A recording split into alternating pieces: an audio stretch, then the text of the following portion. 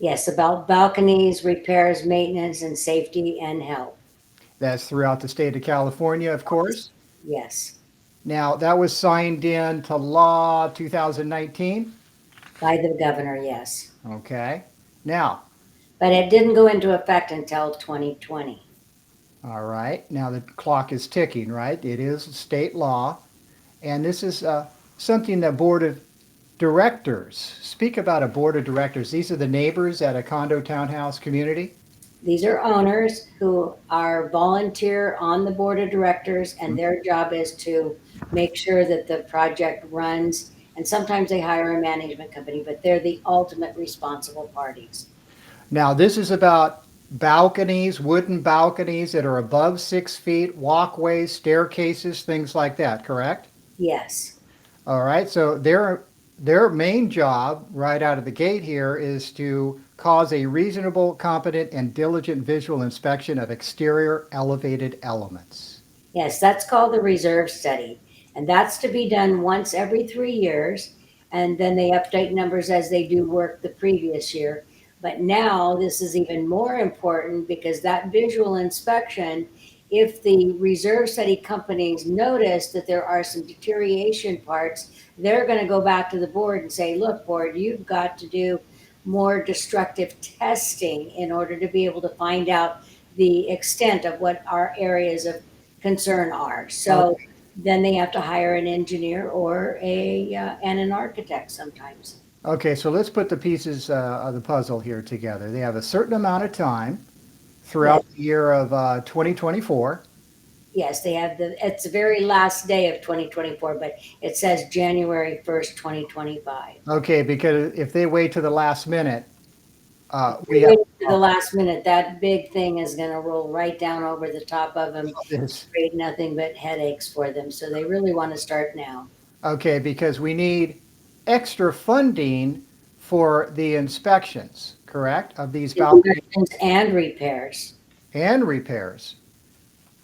Now, this, of course, is glass and metal, but you can see the wood underneath, and of course, attaches to the wood. So it's about the wood being exposed 24/7 to the elements, correct? That's correct. All right, so here again is some condo situations here with the balconies exposed. We're gonna have a situation here. In 92, a balcony rotted away, collapsed with people on it. Real tragedy there in 1992, Southern California. And then, of course, we had it in Berkeley, which was another tragedy on the fifth floor. And this People is, died in that one, Pat. yes. And this is from the Mercury News. This is an example of when water is undetected and starts to rot away at the wood. Now, recently, a couple years ago, another balcony collapsed at Malibu. And of course, that with all that moisture, California is a big state. You could see, 7 or 8 emergency vehicles out there. This is a big deal. So these are the items they need to inspect. Yes, it is. Okay. Now, don't be fooled by the architecture, correct? You always talk about it doesn't matter if it's up or down or stacked. That's correct. It could still be a condominium, and these walkways, staircases, railings can still be covered. Those are what are required at this point, yes. All right, so now to inspect, the first item is visual. Speak about a visual inspection before we get Visual inspection is where they go out, they look around, and the inspectors are trained to be able to see and detect things that might be of a concern. And so they can write that down and then make their report back to the board of directors that it might be more prudent for them to also do a destructive testing and review. Okay, so first up, it's visual. And nowadays, of course, we have the drones. And if they notice something, they write it up. Well, they have to write it up either way, right? But if they notice some water staining here, they have to notify the board of directors. Yes, because this reserve study that they're doing with the visual inspection is the way that they're also going to produce their reserve study and how much money they're supposed to have set aside for just the general maintenance on the components. Okay, so I have the law here.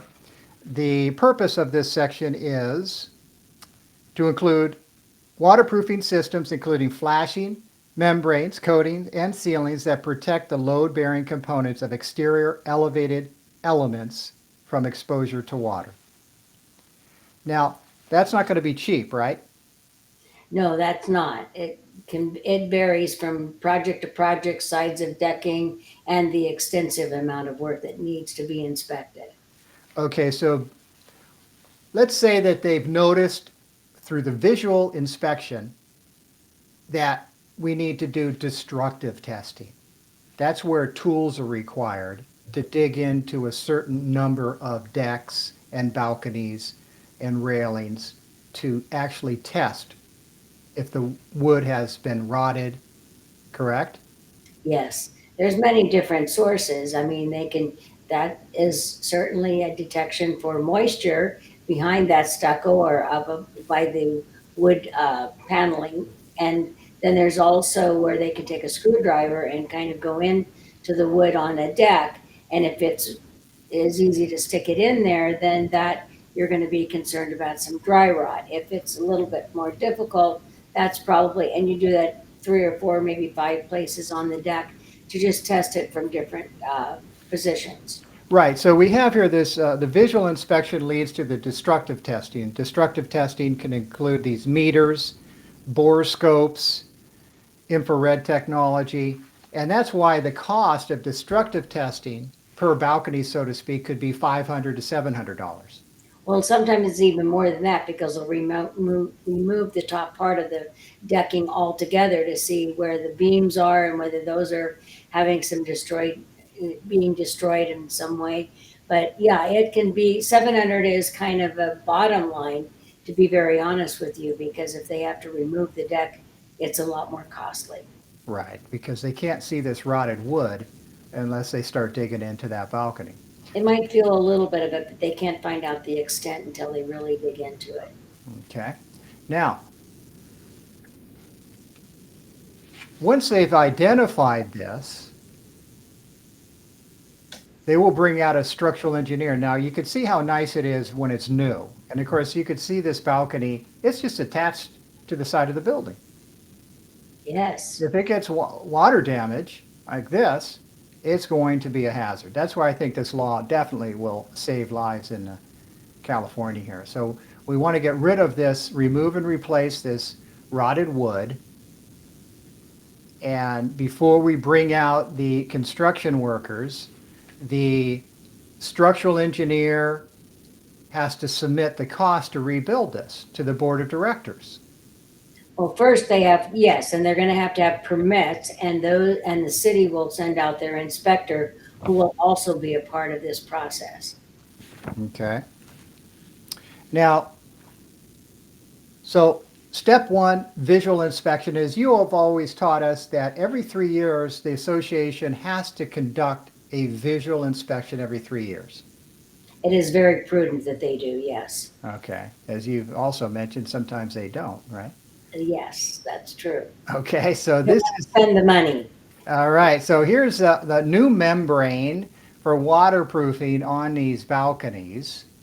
And if it's not done correctly, property that's less than 10 years can have some water damage. Absolutely, and this is basically why sometimes associations have construction defect uh, mediation and litigation. Right, let's speak about that because in California we have the 10-year latent defect law. It's important to do this testing before that 10 years has elapsed. It is very difficult, but you will notice that there are some issues with the balconies. When I was a property manager, this would come up frequently, and then we would have the destructive testing that was very evasive, and to be able to find out whether or not it's a big problem throughout the project, or maybe with just 1 or 2. and then that would be negotiated with the developer. Okay. Now it's a little more necessary because if you don't do it within that 10 years, there's no way to negotiate for bad construction. Right. So that's where we could get in trouble if we let that 10-year limit for newer properties expire. Right. That's correct. That's the board of directors that has to stay on top of that. Okay. So the clock is ticking, time is flying. We need to have that visual inspection immediately. Absolutely. I say the sooner the better because it's basically allowing the board of directors who only meet maybe on a quarterly basis and sometimes they go on monthly, but this goes on their agenda and every month you can say postpone to the next meeting, postpone to the next meeting, which is not really the way to handle this kind of an issue because number one of the time consumption that it takes to do it and two the financial. And a lot of the boards are very afraid of that issue called financial. They don't know how they're going to get the money, how they're going to tell the owners. But this is not something that they should really be thinking as we can do it when we want to. They should be thinking about it. We've got to speed this up and do it now so that we don't get behind the eight ball.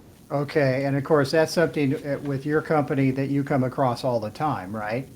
Well, we do read the minutes when we're doing the reviews, but it doesn't always delegate and let us know what they're really doing with it. A lot of times we'll just see postponed. Sometimes the boards don't meet regularly like they're supposed to. And so this can go months and months and possibly 2 years. They had 4 years in the beginning, but what happened to the last 27 months? Right. Because, Very fast. So if it goes by as fast now, between now and the time it actually has to be done, it's going to get very hectic and frantic. now there is a limited amount of licensed structural engineers in California anyway. And then, There are right now because they have to get a designation and they have to have the proper insurance in order to be able to do that. So there are a few that are very, very busy. When I talk to them, they're booked out sometimes all the way till the middle of next year. That's pretty scary. So if nothing else, get on somebody's list so you know that that inspection is going to happen within the time frame. You need to know for your budget because you should be increasing your budget to cover some of these costs of the inspections and or the possibility of future repairs. So it's something that boards don't want to go to sleep on. They really, really want to be concerned about it. okay, so this another item is if there is hazards noted that the local code enforcement agency needs to be notified within 15 days. Yes, and not only that, that the board has to unlock the funds to make them available so that they'll have the money when it comes time to do these. Okay. Now, let's speak about how we pay for all these repairs. What are the top three? Okay, so reserve funds are already in your budget, and those are for future, not major reconstruction, but maintenance work. So those you can use, but you're going to have to replenish them in some way. Special assessment is always the main way that they're going to do it. And that special assessment, they can come and say, like I saw in one of the packages I was reviewing last week, $75,000 a door. So because every deck in the project had to be replaced. So they could do a special assessment. The owners would be able to pay the 75,000 up front if they had it. If not, then the association would say, as an association, we'll go out to a bank, we'll get the loan, and then we'll be able to do the work and you make payments against that loan that are generally between 7 and 10 years. So that payment will have to be done. And normally that will have to be paid, whatever the balance is of that special assessment loan will have to be paid at closing, at a sale. Okay, now it's not always 75. No, that was just one that I had last week. So I just wanted them to be aware that they're not small amounts. I do have one right now I'm working with that the special assessment for the bank loan payback was $35,000 a door. So these are things that, even so, 35,000, not everybody can come out of pocket with that.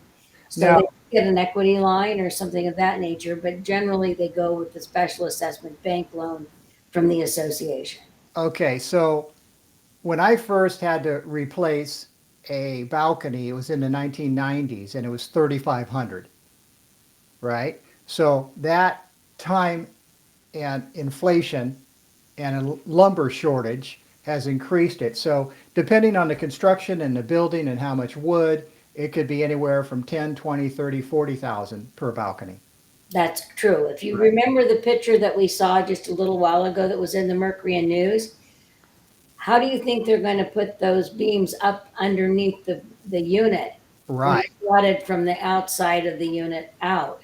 So there's a lot more that comes into these construction projects that they have to be aware that might happen. So Okay, they, that's a good point because if that, in that particular case, there was a beam running through the building and protruding to the outside, the exterior, holding up the balcony, unlike the one that we saw in new construction where there was no support. the cantilever. Okay, so let's start over. Here we are. The seller wants to sell. Now what do we do, right? So we want to start over. This is a homeowner who wants to sell their property. And we have this particular issue coming up by January 1st, 2025. They need to have at least the testing completed. This is a full disclosure item, Yes, it is. okay? So the association has to notify their members, and they produce and prepare all the documents. Then they are going into a sailor's package for disclosure. And one of those disclosures is going to be about the balcony and deck repairs. If it was repaired on that particular unit, they should be able to tell you and show that. If it was not done yet, they might have a schedule as to when it's going to be. But no matter what, they have to disclose that in the package to the prospective buyer, and all the documents come from the board, and the buyer is the one that buys them, and then they submit them to the seller pays for them, and the buyer gets those to be able to review to see if they're willing to take the risk of the financial on that particular project. Okay, so now, in this particular case, let's get ready to have the seller move, right? So we have to check with the board of directors, what is the plan of action to have this work in play? And then that property needs to be insurable, correct? In order to, Yes, we now have a new Fannie Mae guideline that has now started to affect some of these associations' abilities to even be insurable. So what that means is you go out, you get a mortgage, and then they investigate the financial health of the association and deferred work. Sometimes these decks, because there is dry rot, are considered deferred maintenance, and now the lenders will not loan on that project. So now no one can refinance or sell their property because there's no way to insure that property. okay, because that brings up a good point. You always speak about there is a homeowner certification. It's a list of questions, a questionnaire that the bank wants to receive from the board of directors. Yes, it can come from the management company because they've designated That's that right. to Yeah. them. However, the Fannie Mae 1076 is the one that we're talking about, and has the same disclosure questionnaire at the beginning, but the last few pages are called the addendum, and that's where they want to know about destructive testing and all of that because of the Florida issue. And so the questions, there is a group called CAI, and so there are other groups that are trying to get that corrected so it's more understandable. But right now, I Okay, have several projects that are not able to get loans because of this. okay. What is the acronym for was that Condo Association Institute? Community Association Institute. It is a national organization, but we have very strong chapters here in California. That's right. So again, before the bank loans on this condo, they are going to do a questionnaire and look at it very carefully. That's because they're doing their risk management Yep. remediation. So they want to know that if they get a buyer in there, that they're not going to end up with that back because the buyer can't afford to be there. Okay, so again, we are reviewing how a seller can sell and a buyer can buy. So now the seller wants to sell, take their equity, and go buy a property somewhere else. That's right. Okay, so we got to unlock it. Yep. Okay, so again, let's start over. We have to have that, right? Visual inspection of the work. Okay, Yes. we'll write it up. The structural engineer and their team will put together an estimate, stamp it, submit it to the board of directors.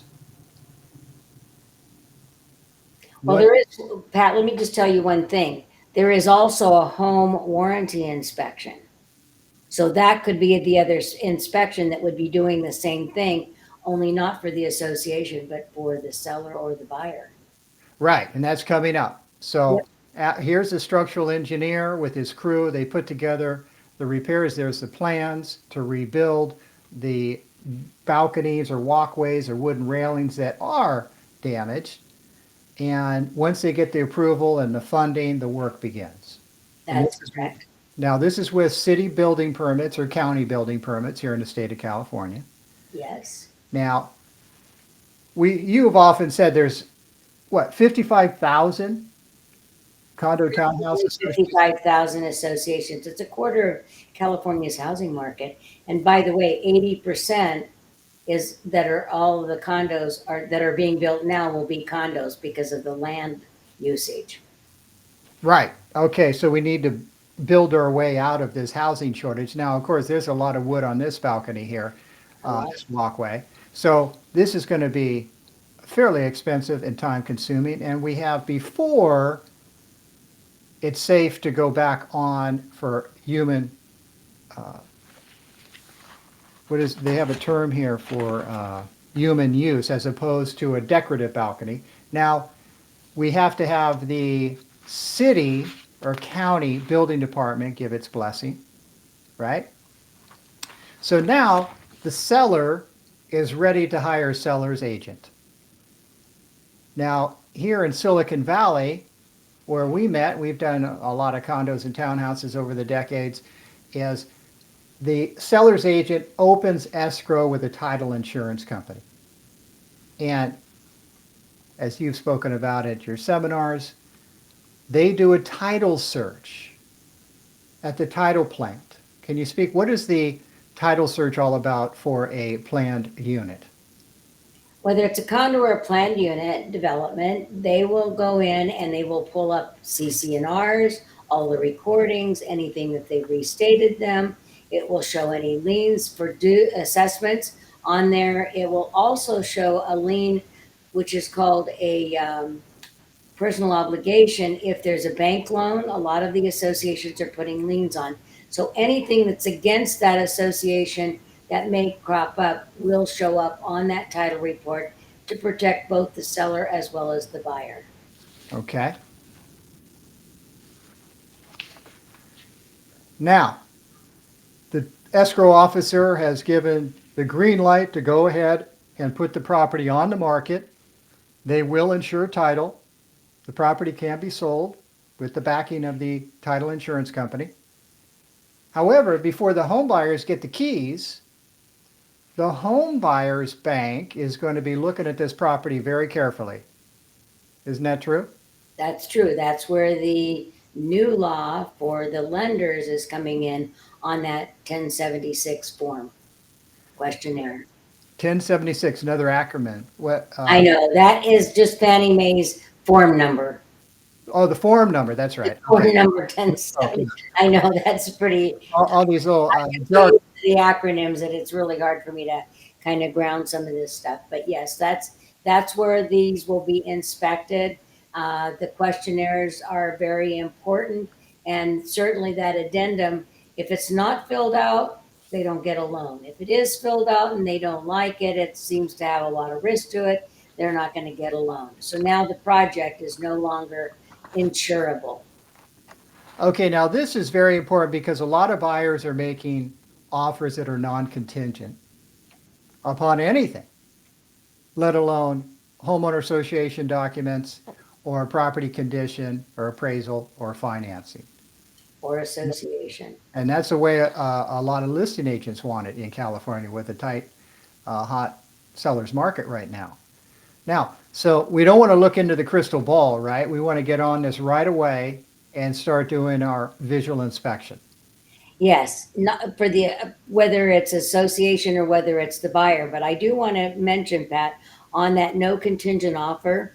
When I was in real estate school many years ago, I remember that what a contingent offer or something that was a contingent mean, you told me and I agreed to it. A document package of 600 pages all run together where you say you have 3 days in which to review and understand and sign off on these documents. That's when they don't have a contingency. When they do have a contingency, when they don't have a contingency, they don't even think about doing it. Now they move in and a big special assessment comes along for that major construction. They're going to be pretty upset. Right. So I definitely gear away from agents doing that, but sometimes they do. They really like the fact that people will go in and pay over list price and not worry about anything that's dealing with the association. Well, you're preaching to the choir, and I agree with you wholeheartedly.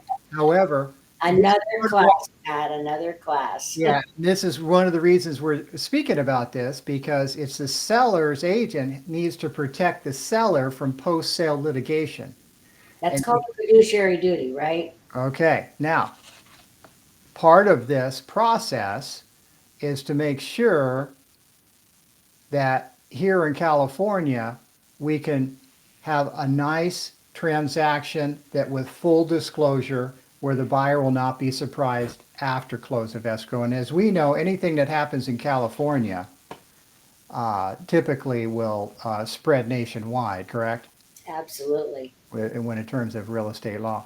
Well, Jackie, I want to thank you again. You're with Community DataSource, Community Association DataSource, and we will post your information along with this video. Thanks again for coming out and joining us today, Jackie. Thanks for inviting me, Pat. Okay, so now you will come back on another uh, episode of how sellers can protect themselves when they sell a condo or planned unit development. That's correct. Okay, great. Thanks again, Jackie. We'll see you soon. Pat, look forward to it.